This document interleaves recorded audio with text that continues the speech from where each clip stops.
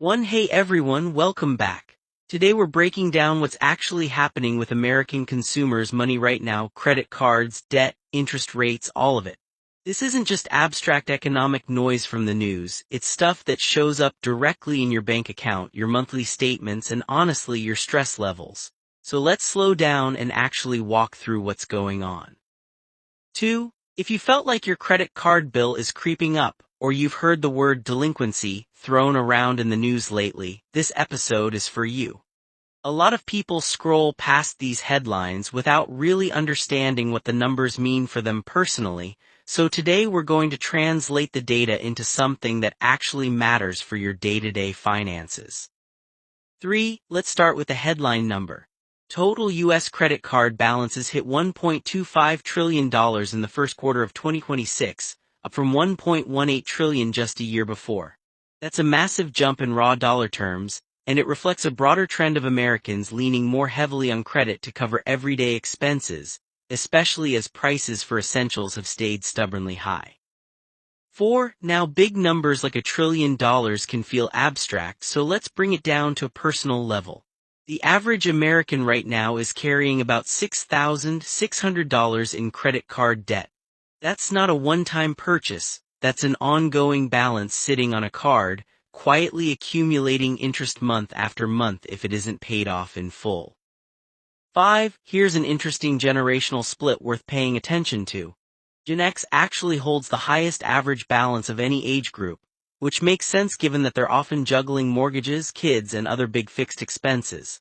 But Gen Z is the group racking up debt the fastest, which suggests newer credit habits are forming in a much higher rate environment than previous generations experienced when they were first building credit. 6. But here's the thing, it's not just about how much debt people have. It's about how expensive that debt is to actually carry month to month. A balance is one number, but the interest rate attached to it determines how quickly that balance can spiral if you're only making minimum payments. 7. If you've looked at your statement lately and thought, wait, why is my interest rate so high? You're not imagining it.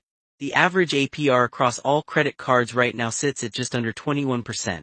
And if you're actually carrying a balance month to month, accruing interest on top of interest, that number gets even worse. New credit card offers being issued today are averaging almost 24% APR, which is a genuinely steep cost of borrowing.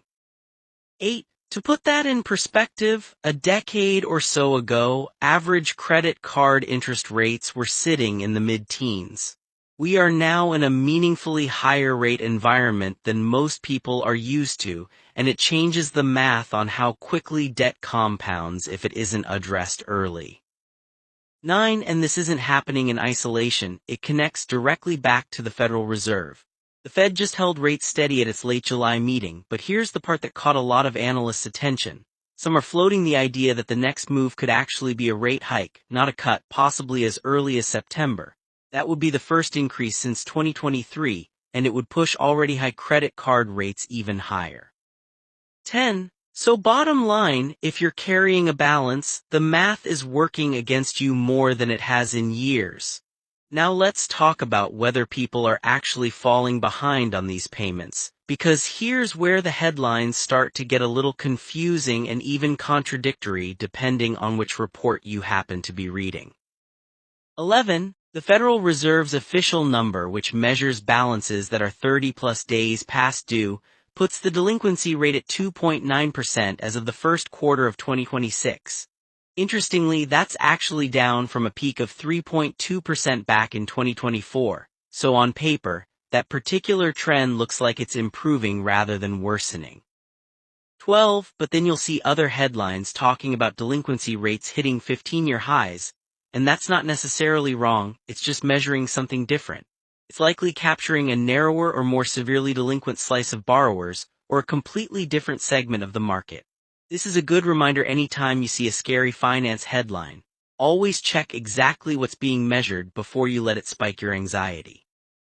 13. The more balanced read coming from firms like TransUnion is that we're seeing only slight upticks in delinquency across the board: mortgages, personal loans, credit cards, all of it. Despite ongoing economic pressure, most consumers appear to be managing their finances reasonably well. and balance growth has slowed dramatically compared to the sharp double-digit surges we saw back in 2022 and 2023. 14. Credit cards aren't the only story here though. Student loan defaults are climbing again now that pandemic-era protections have officially ended. Millions of borrowers have had their loans transferred into default status over just the past few months, and for a lot of these people, they were actually current on their payments before the original pandemic pause even started back in 2020. They simply never got back into a payment rhythm afterward. 15. That matters because defaulting on a federal student loan carries real, tangible consequences. Wage garnishment straight from your paycheck, seizure of your tax refund, and lasting damage to your credit score. Collections are technically paused right now, but that pause isn't guaranteed to last forever, and a lot of borrowers seem to be treating it as more permanent than it actually is. 16. On the mortgage side, delinquencies are also expected to tick up slightly by the end of the year, nothing dramatic or alarming, but tied to a modest projected rise in unemployment. Basically, a slightly softening labor market is starting to show up in how people are managing their biggest monthly bill, which is usually the mortgage payment. 17. So what should you actually do with all this information? First, if you're carrying a credit card balance, understand that this is a genuinely expensive time to be doing that. With average APRs near 21%, paying down high-interest debt is one of the best financial returns you can get anywhere right now. Arguably better than almost any savings account or investment you could put that money into instead, and it's a guaranteed return. 18. Second, if you have federal student loans, don't assume the collections pause is permanent. It's genuinely worth taking the initiative to get current on your loans or set up a repayment plan before that protection changes, rather than waiting until it's suddenly gone and you're scrambling to catch up. 19. Third, keep an eye on the Federal Reserve's next moves. If a rate hike does come later this year, that will filter directly down into even higher credit card APRs and adjustable rate loans across the board. And more broadly,